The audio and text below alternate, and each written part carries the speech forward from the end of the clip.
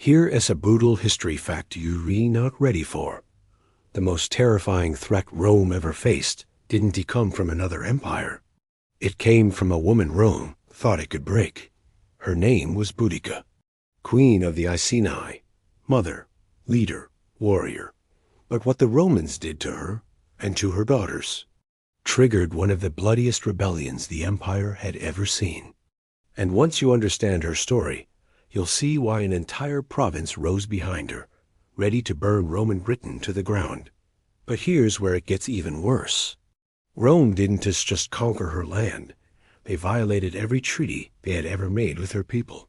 When her husband died, Rome seized her kingdom, publicly whipped her, and assaulted her daughters, thinking the humiliation would keep the Britons quiet.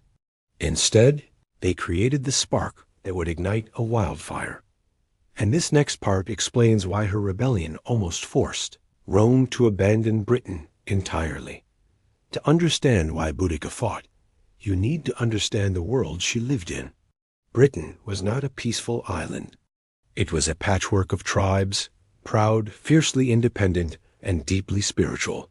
The Iceni were one of those tribes, wealthy, skilled with chariots, led by King Prasutagus and his queen, Boudica. When Rome arrived, they didn't conquer the Iceni outright. Instead, they formed an uneasy alliance.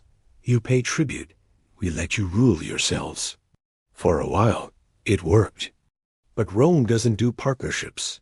Rome does dominance. When King Prasutagus died, he tried to protect his people by leaving his kingdom jointly to his daughters and to Rome. He thought this would guarantee peace. But Rome saw it as a weakness. Roman officials stormed the Iceni capital, confiscated property, enslaved nobles, and stripped the tribe of its wealth. Then they dragged Boudicca out, tied her, and beat her in front of her people. And as a final insult, they assaulted her daughters. This wasn't just cruelty, it was psychological warfare. Rome wanted to show Britain who was in control, but Rome made one fatal mistake. They assumed humiliation would break Boudicca. Instead, it united the tribes. Word spread across Britain of the queen beaten, her daughters desecrated, her people stolen. Tribes who hated each other suddenly found a common enemy, Rome. Boudicca stood before warriors from across the region, Trinovantes, Iceni, and others who had suffered Roman brutality. She didn't speak like a queen. She spoke like a mother who had nothing left to lose. She held up her daughters. She showed the scars. And she said the words that would be remembered for centuries. I am fighting for my freedom, for my bruised body, and for the violated innocence of my daughters. Tens of thousands answered her call. Her first target was Camulodunum, a symbol of Roman power, complete with a temple built to honor the emperor.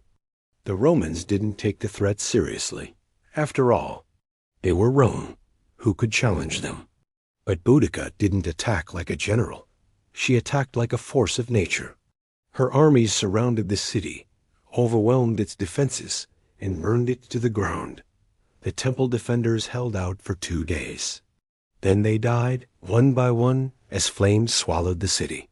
The Roman governor, Suetonius Paulinus, was across the island crushing a rebellion in Wales. When news reached him that Camulodunum was gone, he rushed east, but he was too late. Boudicca was already marching toward her next target, Londinium, the thriving commercial heart of Roman Britain. But Rome didn't have enough troops to defend it. So Paulinus made a brutal decision. Evacuate the soldiers. Leave the civilians. When Boudicca arrived, she offered no mercy. Archaeologists today still find a thick layer of red ash beneath London, evidence of the fire she lit. The next city fell just as quickly. 3 Roman settlements destroyed. Over 70,000 Romans and Romanized Britons killed. For a brief moment, the unthinkable was happening. Rome, the greatest empire the world had ever seen, was losing to a mother with a cause. If that hit you, good. Because now we reach the moment everyone avoids talking about. Paulinus finally regrouped his forces, disciplined, armored, and trained in tight formations. Boudicca's army may have been massive, but they lacked one thing Rome excelled at: strategy.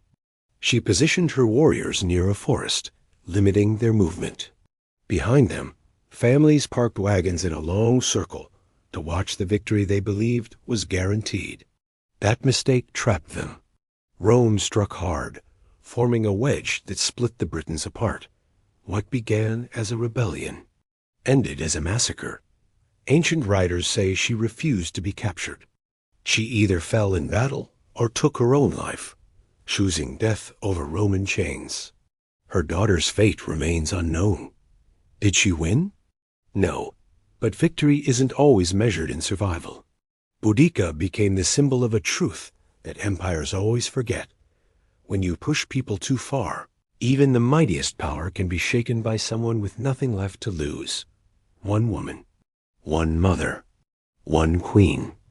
And she nearly broke Rome. If stories like this hit you the way they hit me, tap like, subscribe, and stick around. There are so many legends history tried to bury, and I'm here to bring them back.